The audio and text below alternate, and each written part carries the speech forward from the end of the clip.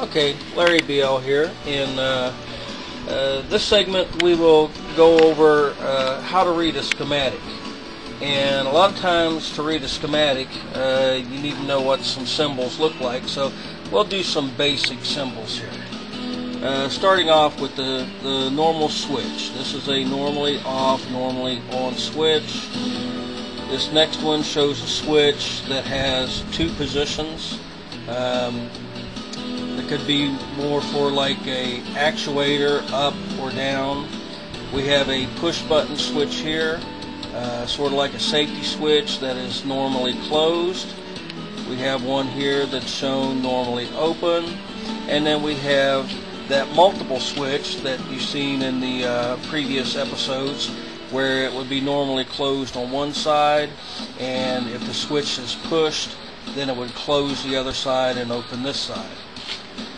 Some common other symbols would be your fuse. You want to know where your fuse is located in the circuit, or your circuit breaker. A voltmeter, amp meter, ohm meter, which you wouldn't have on your tractor, but that'll be one that we demonstrate. Watt meter, again, not on your tractor, but we'll demonstrate. Some other common symbols would be like terminal boards. Okay. The diode, like I was working with earlier, there's several different types of diode. This would be the light emitting diode, or LED. Then we have the bridge rectifier. Okay, so these are common symbols. Volts is indicated usually with a V. Amperage.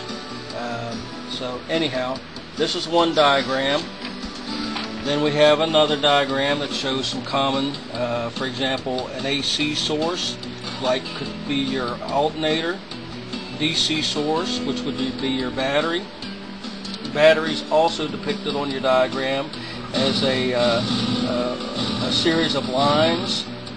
Normally the smallest end would be the negative side, the largest end the positive side. Okay, again, the amp, the meter depictions. This would be a relay depiction, where you have the coil and then the way the switch operates in the relay. In your diagram, your coils, your stator, the coil in your solenoid is depicted by a line like this. Again, some more switch operations. Your ground is shown as a series of lines similar to this. Again, we have, earlier we was using a transformer.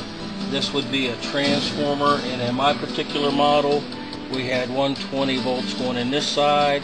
This had a center tap where I had 15 volts here. Some more common, again, the diodes. So the schematics really can get as detailed as this, showing all the different types of coils, all the different types of switches. This could be showing how your ignition switch would operate, all the different types of diodes. So for the most part, on a schematic diagram, this is off a Craftsman. We'll point out some common here. Here's the battery.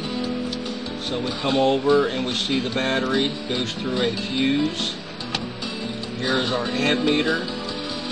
Here's our ignition switch, which on most tractors, garden tractors, they are marked with letters or numbers. We have the dual diode assembly, or in some cases the single diode assembly for the charging circuit. The stator. This is your coil. It shows the spark gap here. These would be the two separate spark plugs. Up here is an operator presence relay. Again, I know this is a relay because they've drawn a box around it, and it has the coil and it has the switch inside the relay. Here is the electric clutch, the PTO depiction.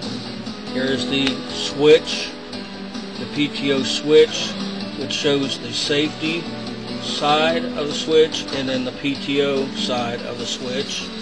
Up here we have the solenoid. We've talked about that before. The solenoid has a coil plus a large heavy-duty contactor switch. This here is the starter. The other diagram shows an M in there for motor, but under this diagram we know that's the starter. This is the common ground for all the items. Okay, it says chassis ground. Here are the headlight bulbs and the switch for the headlight bulbs. A lot of times within your tractor diagram it also shows your ignition switch connections, and over here in the off position, M and O are connected, M and G are connected in the on position, B and L are connected in the start position, B and S are connected. Okay. Another nice thing on the PTO switch, again, it shows which connections are established in the on and off position.